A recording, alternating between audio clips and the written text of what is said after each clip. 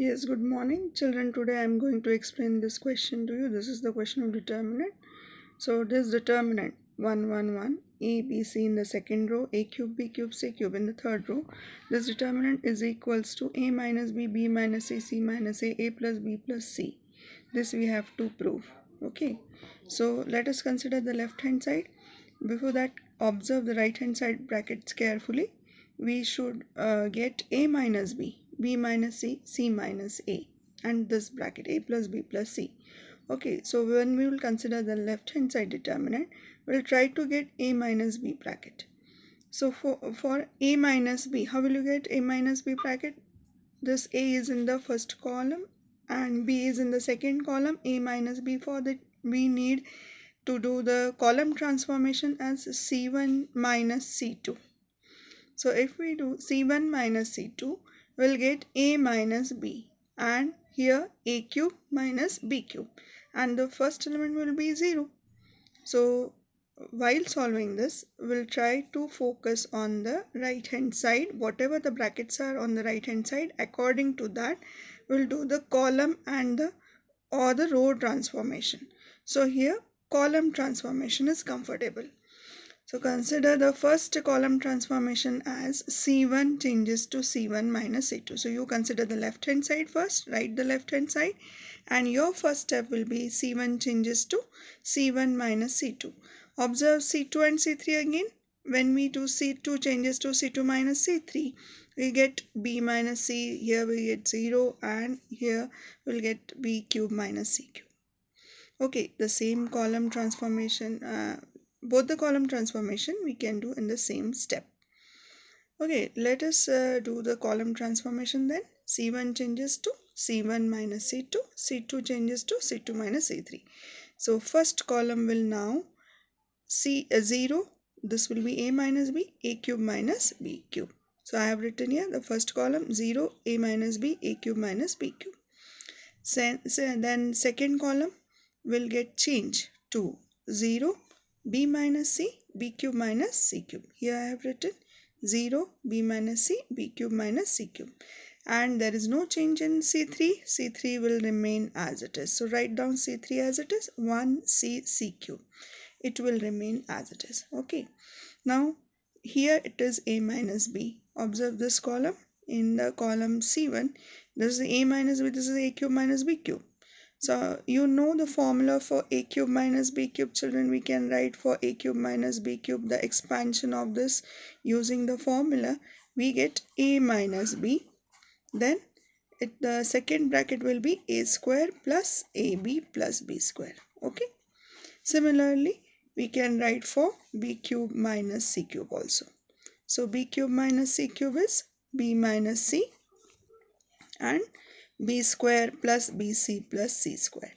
So these are the expansions of these brackets. So here it is A minus B and B minus C also. So we can take A minus B common from the first column. Then B minus C common from the second column, because this term also contains B minus C. Okay, so this is the expansion over using the formula. Then taking A minus B. So what is our next step? So taking A minus B common from C1 and B minus C common from the column C2. So we can take A minus B bracket common from the C1 column, B minus C common from the C2 column. That will write outside the determinant, because these are the common brackets.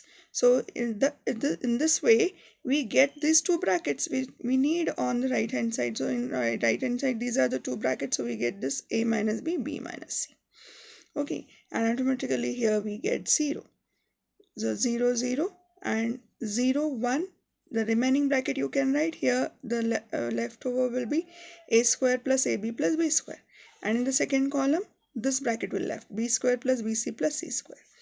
Okay, so 0, 0, 1, then 1, 1, C, the second row, and the third row will be this.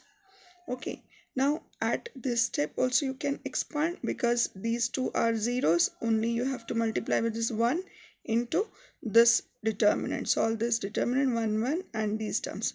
Okay, or again I have done one more step. C1 changes to C1 minus C2, so that we can get 0, one more 0 here. So if we get zeros, it will be easy to get to simplify, or uh, easily we can simplify the terms. Okay, so we should try to reduce the terms, we should try to get zeros. So c1 minus c2, this 0 minus 0, second term 1 minus 1, here it is 0, and a square plus ab minus plus b square, and this minus b square minus bc plus c square. B square will get cancelled, so a square plus ab minus bc minus c square, these terms will left. So see, I have written here these terms. So these are the elements of the first column. Second column, third column will remain as it is. So write the second and third column as it is, and then expand along this first row. So I have expanded along the first row. First term becomes 0, second term is also 0, and the third term. So third term will be 1 into 0 into this will become 0, minus 1 into these terms. Okay, so minus 1 into a square minus c square plus ab minus bc. Write down as it is. Here there is minus 1. Okay, so this is minus 1 into this. Okay, and change the sign. These terms are c square minus a square and plus bc. Here it will become plus bc and then minus ab. So here again we have to apply the formula. Now we need one more bracket. We get this a minus b, b minus c. Now we want c minus a. Okay, so according to that we will arrange the terms c minus a. So c square minus a square. We know the formula. For this we can apply the formula. C square minus a square is c plus a, c minus a. And from this we can take b common. So taking b common, here we get c minus a bracket. So from these two terms we can take c minus a as a common term. Okay, so we get c minus a common. So in this way we get the third bracket also, a minus b, b minus c, and the third bracket is c minus a. Write the leftover terms, a, then plus b and c. So this is the required result. So in this way we can prove this. Okay, so in this way we can apply the properties. We can do the column transformation or row transformation. So here column transformation are comfortable. By column transformation we get the required result.